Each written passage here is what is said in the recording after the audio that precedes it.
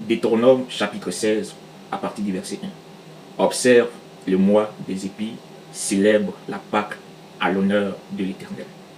Que le Seigneur bénisse encore l'écoute de sa sainte parole, qui nous demande, pas à nous, mais qui demande précisément au peuple juif d'observer le mois d'Abib, le mois des épis. Et c'est un mois de solennité, c'est un mois que Dieu même il demande à Israël d'observer. Donc il y a une observation concernant des mois, il y a des célébrations qui doivent suivre ces mois. Dans ce mois d'Abib, il y a 7 fêtes à l'honneur de l'Éternel qui doivent être célébrées. Et on trouvera ces 7 fêtes dans le livre de Lévitique chapitre 23, avec quand même le Shabbat qui fera la 8e des fêtes. On a le Shabbat, on a le Yom Kippour, on a la Pessa jusqu'à la Pentecôte. Mais aujourd'hui, dans le milieu chrétien, il y a un courant de personnes qui s'élèvent pour introduire la Pâque juive dans le christianisme, qui nous amène, nous qui sommes l'Église de Dieu, à observer des préceptes qui ne sont pas ceux qui avaient été prescrits par Dieu, mais qui sont maintenant devenus des préceptes d'hommes.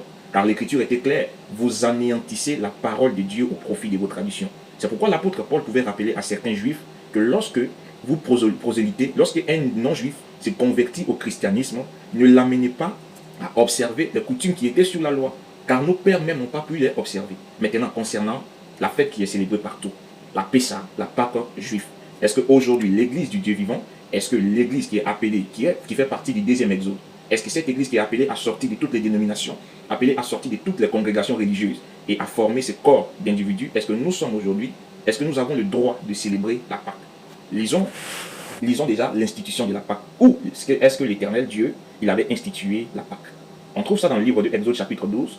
La Bible nous dit à partir du premier verset, il avait dit à Moïse et à Aaron dans le pays d'Égypte, ce mois-ci sera pour vous le premier des mois des années. Donc, il y avait institué à Israël que pour vous, le mois d'Abib constitue pour vous le premier des mois de toutes les années.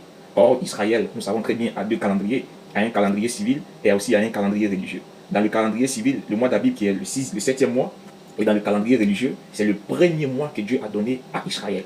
Et dans ce mois d'Abib, comme le livre de Deutéronome chapitre 16 nous dit, Israël devait observer ces mois avec toutes les fêtes qui suivent. C'est pourquoi ces fêtes se chevauchent à chaque instant. Lorsqu'on finit directement de fêter la Pâque, on rentre dans les 7 jours des pains sans levain. C'est pourquoi dans le livre de Exode chapitre 12, la Bible déclare que la fête des pains sans levain commence à la nuit de la Pâque. C'est pendant ce temps jusqu'au 21e jour. Donc, comptant du 14e jour jusqu'au 21e jour, la Bible dit que c'est le temps où on ne devait pas manger du pain avec le levain. Mais on devait manger le pain sans levain parmi le peuple d'Israël. Et l'Écriture continue pour dire ceci. Il dit l'Éternel dit à Moïse dans le pays d'Égypte, ce mois-ci sera pour vous le premier des mois, et sera pour vous le premier des mois de l'année. Et le terme utilisé ici en hébreu, c'est l'Hachem, c'est-à-dire ce mois est à vous. C'est-à-dire ça, le mois est à vous juifs, le premier des mois de l'année. Donc l'Hachem veut dire à vous. Donc c'est quelque chose qui était confié à un groupe d'individus, un groupe de personnes, qui étaient les descendants d'Israël qui avaient vécu en Égypte.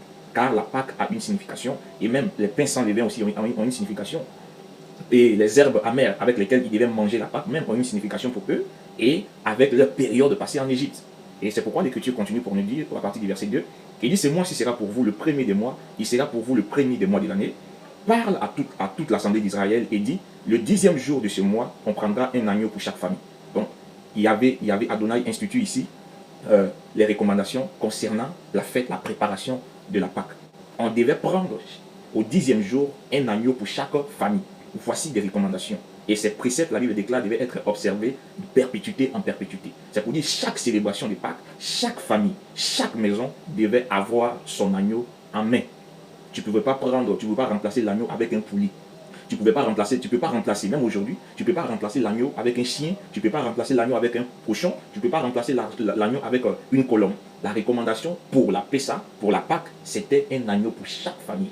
Donc si aujourd'hui, vous vous sentez légitimé à célébrer la fête de Pâques, vous devez aussi observer toutes ces recommandations qui constituent la célébration de la fête. C'est-à-dire que chaque mois d'Abib, chaque maison doit avoir un agneau.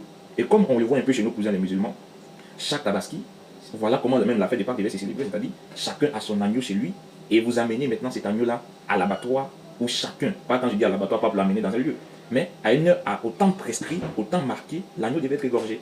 Donc, si vous voulez célébrer la Pâque, rassurez-vous que vous avez votre agneau que vous allez immoler ces jours-là. Et l'Écriture continue maintenant au verset 4 pour dire, et si la maison est trop peu nombreuse pour un agneau, on le prendra avec son plus proche voisin, selon le nombre de personnes, vous compterez pour cet agneau d'après ce que chacun peut manger. Il dit, ce sera un agneau sans défaut, âgé d'1 an. Voilà ce que la Bible dit. Cet agneau que vous allez récupérer, c'est un agneau sans défaut. Et Dieu même, il va même rappeler cela après dans le livre de Malachie chapitre 4, Malachie chapitre 3 plutôt, pour dire au peuple d'Israël, il dit, vous me volez dans les dîmes et dans les offrandes. Il dit, mais comment nous t'avons volé? Il dit, comment vous pouvez venir donner à Dieu des agneaux chétifs? Tu regardes parmi ton bétail. Tu vois, c'est l'agneau qui veut mourir, c'est l'agneau qui est un peu malade, tu dis, bon, lui, on va le tuer aujourd'hui, il faut pas, il va mourir comme ça, puis on va le jeter. C'est lui, on va l'offrir à Dieu. Ce n'est pas comme ça ce n'est pas comme ça la Pâque se célèbre. Et la Bible déclare que c'est un agneau mâle. Tu ne peux pas aller prendre un agneau femelle pour pour célébrer la Pâque. Et la Bible dit qu'il est âgé d'1 an, pas plus, pas moins. Voici les recommandations qui suivent la célébration de la Pessa.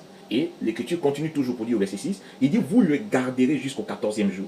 D'où l'importance de les récupérer le 10e jour du mois. Et c'est au 14e jour que l'agneau devait être immolé. C'est-à-dire pendant cet intervalle de 4 jours, l'agneau devait être examiné. On devait voir si on devait trouver un défaut chez l'agneau. Si l'agneau avait des taches, alors l'agneau devait être remplacé. L'agneau de Pâques, c'est un agneau qui est sans taches, ni rides, ni rien de semblable. Parce que cet agneau qui était sans tache, ni rides, ni rien de semblable, il devait jouer un rôle expiatoire pour le peuple d'Israël. Il devait servir à Israël d'un pare-choc contre la présence de l'ange de l'Éternel dans le camp. Ce que l'Écriture dira après. Il dit, vous le garderez jusqu'au 14e jour de ce mois, et toute l'assemblée d'Israël l'immolera entre les deux soirs. Donc l'agneau ne pouvait pas aussi être sacrifié le matin. On ne pouvait pas sacrifier l'agneau à midi, mais on sacrifie l'agneau entre les deux soirs, c'est-à-dire entre 15h et 18h. C'est pendant cette période que l'agneau était immolé, que l'agneau était offert en sacrifice. Donc si tu dis que toi, chaque dimanche de Pâques, tu es en train de célébrer la Pâque, donc tu dois être capable d'observer ces choses. Avant d'aller prendre tes fériés de lundi de Pâques, il faut quand même observer ces choses. Sinon, comprends que tout ce que tu es en train de faire, ce n'est pas la Pâque que l'Éternel a donnée au peuple juif. Tu t'es juste syncrétisé. C'est du syncrétisme religieux que tu es en train de faire. Mais la vraie Pessa, telle qu'elle est décrite dans Exode chapitre 12, vous ne le respectez pas. Et vous ne célébrez pas comme ce mois, comme ce jour le demande. Au verset 12, l'Écriture dit ceci. Il dit, cette même nuit, on en mangera la chair rôtie au feu, et on la mangera avec de pain sans levain et des herbes amères. Les herbes amères ici ont une signification. C'est pour dire que lorsque tu dois manger la Pâque, tu dois manger l'agneau avec des herbes amères et des pains sans levain. Donc, les adjoucous, laissez votre attiqué à part. Laissez les pains à part. Laissez le riz, laissez même les placalis. L'agneau se consomme. L'agneau se consomme uniquement avec des pains sans levain et des herbes amères. Maintenant, si toi tu es en train de célébrer, pose-toi d'abord la question, les herbes amères là, ça représente quoi? Les herbes amères ont quelle signification? L'Écriture nous montre que les herbes amères étaient toute l'amertume que le peuple d'Israël avait subi pendant 430 ans en Égypte.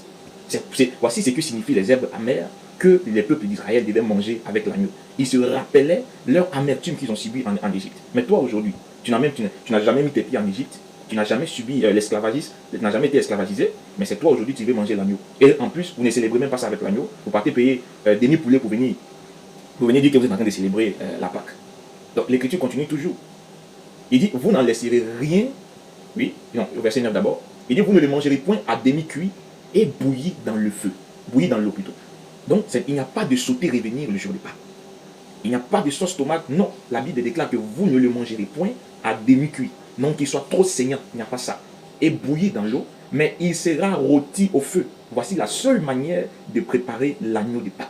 La Bible dit qu'il sera rôti au feu avec la tête, les jambes et l'intérieur. Donc tout l'agneau entier devait être immolé et on le mettait sur le charbon ou bien sur du bois et on l'immolait. D'où la Bible nous dit que une odeur c'est-à-dire un parfum de bonne odeur montait au ciel. L'Écriture continue toujours à partir du verset 9, il dit, vous ne le mangerez point à demi-cuit et bouilli dans l'eau, mais il sera rôti au feu avec la tête, les jambes et l'intérieur. Il dit, vous n'en laisserez rien jusqu'au matin. Il n'y a pas riz couché. Le jour de Pâques, il n'y a pas riz couché que vous devez garder. Tout ce qui est de la préparation, tout le repas de Pâques devait être consommé la même nuit. Et si quelque chose restait le matin, comme le verset nous dit, il devait être consumé par le feu. Il dit, vous maintenant, au verset 14, il dit, vous conserverez le souvenir de ces jours et vous le célébrerez par une fête à l'honneur de l'Éternel. Vous le célébrerez comme une loi perpétuelle pour vos descendants. C'est pourquoi, il dit maintenant même, au verset 8, il avait dit ça. Il dit, cette même nuit, on mangera la chair rôtie au feu et on la mangera avec des pains sans levain et des herbes amères. Vous prendrez ensuite, verset 22, vous prendrez ensuite un bouquet d'hysope et vous le tremperez dans le sang qui sera dans le bassin et vous toucherez le linteau et les deux poteaux de la porte avec le sang qui sera dans le bassin. Nul de vous ne sortira de sa maison jusqu'au matin. Mais aujourd'hui, quand vous célébrez la Pâque, voici quand même des choses qui devaient être appliquées. Lorsque vous égorgez l'agneau, le sang devait vous servir de signe sur les linteaux des portes. Vous devez prendre le sang de l'agneau et puis commencer à le mettre sur les portes. Mais tu dors dans la maison de Dula, tu dors dans la maison d'un bailleur et tu vas prendre le sang d'un agneau pour mettre sur sa porte, féticheur. Donc, vous voyez que déjà même vous êtes loin, vous êtes très très loin des prescriptions que Dieu a données concernant la Pâque. Il dit, et puis Dieu même, il prescrit même avec quel genre de bouquet on devait appliquer. On devait appliquer le signe. Parce qu'il dit avec l'hysope, d'où David dit toujours, il dit, purifie-moi avec l'hysope et je serai pur. Donc vous voyez qu'il y a quand même des choses que Dieu donne qu'on ne doit pas jouer avec. Et il continue. Il dit, vous observerez cela comme une loi perpétuelle pour vos enfants. Et au verset 25, quand vous serez entrés dans le pays que Yahvé vous donnera, selon sa promesse, vous observerez cet usage. Donc l'usage d'appliquer le sang, vous devez l'observer. L'usage d'immoler l'agneau, vous devez l'observer. L'usage de le manger avec des pains, des herbes amères et avec des pains sans levain, vous devez l'observer. La Bible continue au verset, il dit au verset 26, et lorsque vos enfants vous diront, que signifie pour vous cet usage? Vous répondrez, c'est le sacrifice de la pécha, de la Pâque, en l'honneur de l'Éternel, qui passa par-dessus les maisons des enfants d'Israël en Égypte, lorsqu'il frappa l'Égypte. Donc la Pâque veut dire passer par-dessus. Quand je verrai le sang, je passerai par-dessus. Donc Dieu montre que lorsqu'il verra le sang, il devait passer par-dessus. Mais vous, aujourd'hui, où est-ce que vous avez appliqué le sang? Si vos enfants vous demandent la Pâque signifie quoi pour vous? C'est pour dire aujourd'hui, la Pâque signifie la résurrection de Jésus-Christ. Attention, déjà avec votre définition que vous donnez de la Pâque et celle que l'Écriture donne, c'est différent.